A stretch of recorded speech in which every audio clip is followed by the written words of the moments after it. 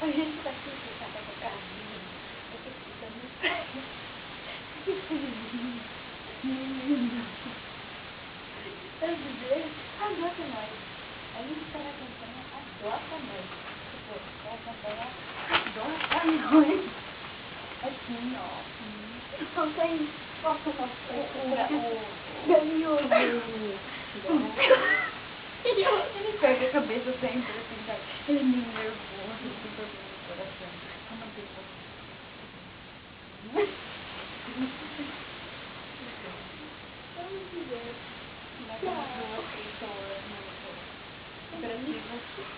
então, agora eles estão vendo 2 horas. Bem 10. 2 horas da manhã. Aí eu perdi pra ele pra dizer. Adota nós! E aí, gente, bom dia, cara, telespectadores.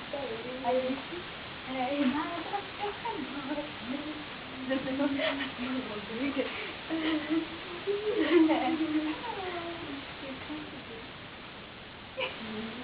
vai, vamos pegar um pouco de bola na TV.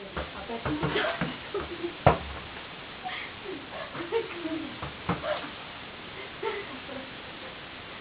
cagada do povo. Tá, a gente vai fazer.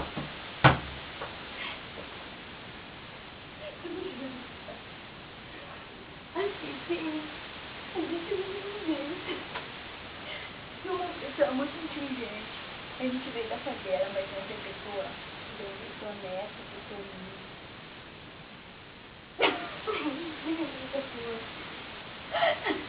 Você tá vendo a violência que ela trouxe do mundo? Ela vai me bater. Dá uma olhada na menina ali, ó, menina. Dá um close na cara dela. A risada do mal. Que eu acho, gente. Olha na cara.